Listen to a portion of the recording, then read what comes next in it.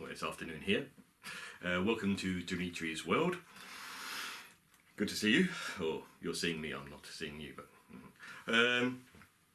so after doing the Star Wars, my thoughts on Star Wars saga last week, I was asked to do one on Blade Runner. And wow, I think that's actually harder to do than Star Wars. I don't know why, but it's deeper, I suppose. So Blade Runner came out in 1982, again way light years ahead of the times.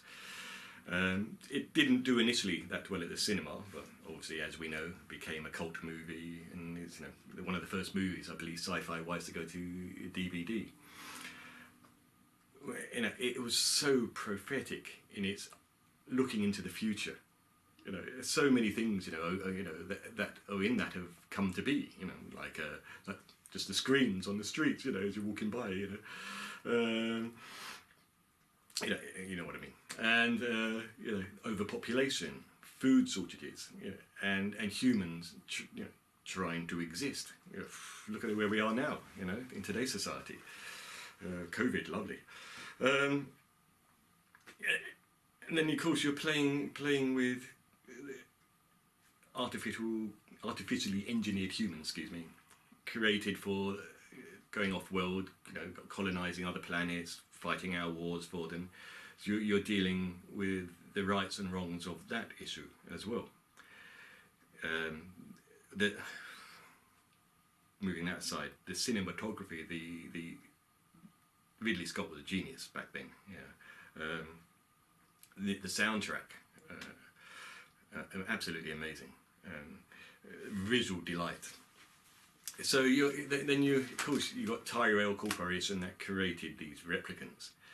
So obviously Deckard being played by Harrison Ford, brilliant. It's one of his best movies, I think. He's a Blade Runner which killed the replicants when they, because the Tyrell company want to get rid of them, and it's illegal for them to come to Earth. So he gets pulled back into it to kill these replicants that have come down. Daryl Hannah playing Pris, nice. I was always a fan of Daryl Hannah, not that she's dead. And of course Rutger Hauer playing Roy. So it questions morality as well. These replicants have been given a lifespan of 4 years. And of course they want longer. Who wouldn't? Yet, it plays with things like Roy, been killing Tyrell, his maker, his father, and supplanting him in one way or another, a Greek tragedy. The question is with the replicants is, if you left them alone, would they commit acts of evil? Okay, they probably would, but the fact that they've, Pris, Daryl Hannah, is manipulating the maker of kind of the genetic side of things, Sebastian in the film. She manipulates him, and Roy comes to his flat. And the fact that Leon, when he was being probed, by the test, by Harrison, not by Harrison Ford, but whoever, after the second question kills the questionnaire. So yes, they are prepared to do acts of evil and probably would do otherwise, even if left alone. And then of course you play with humans falling in love with replicants. Harrison Ford falling in love with Rachel, played by Sean Young, I think it was. Amazing. And this film kind of, Total Recall, Minority Report, it's so many ideas for other films came from this film alone. And of course Rachel in it doesn't realise she's I think she's a Replicant 6 series, I can't remember, but she thinks she's human, is that advanced, and obviously being questioned by Deckard, and then she starts to question herself. She comes to his flat, shows him photos that are of, I think, the memories of Tyrell's niece or daughter, I can't remember. Finds out she's a replicant. Yet Deckard falls in love with her, and she falls in love with him.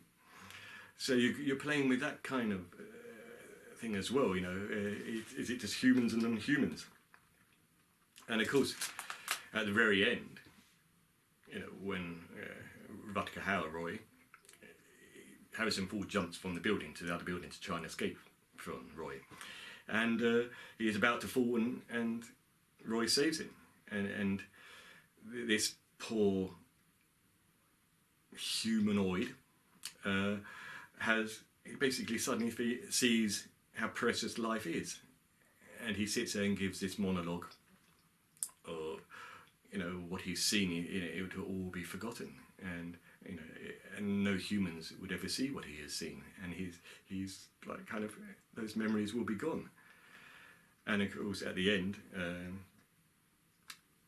can't remember the guy's name. He was the guy in Battlestar Galactica, the new series. Chaff, was that his name in it? He basically says you have to kill Rachel, and of course, Rachel and Deckard disappear, and hence the next film. Is there anything else I can say about that? You could go on, but it's just a visual, as I said, a visual delight. It's so many levels it plays with. Even I can't remember the lady who basically in a strict tease joint who Harrison Ford went there and basically he was playing somebody who was a reporter. I can't remember. Damn, I shouldn't carry on with this, but it's an amazing film. And I love the apartment, Sebastian's apartment. It was just so surreal. Anyway,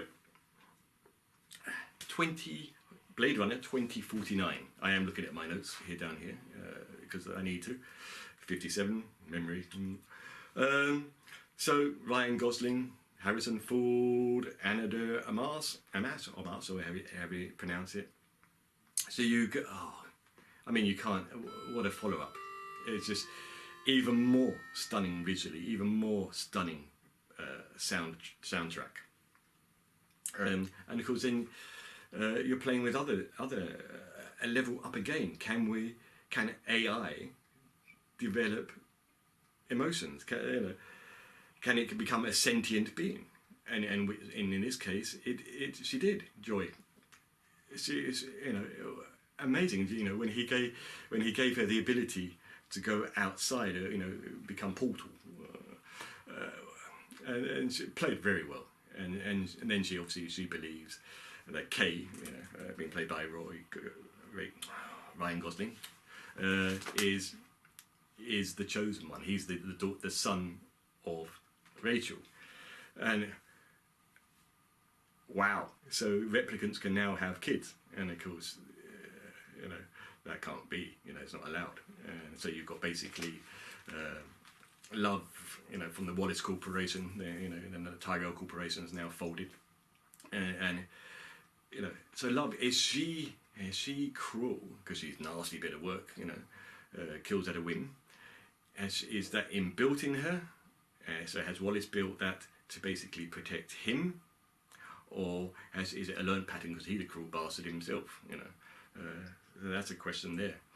But I think I love the bit where Kay goes to the old sector, the Delta sector or whatever, and he's brought down by this kind of thing that's shot into him, and, like a kite. It gives an electrical shock and it falls down.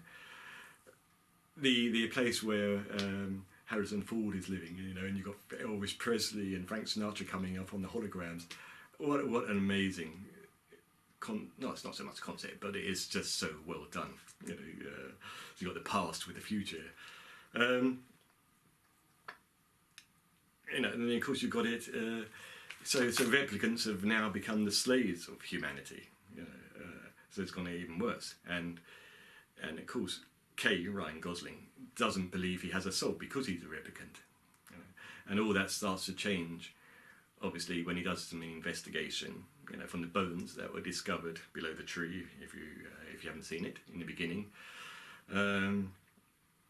he basically, Joy convincing him that he's the son of Rachel, and of course what it is in it is Harrison Ford.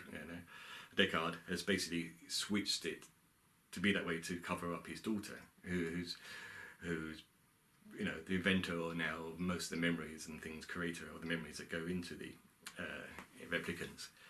But what a kind of, can't think of the right word.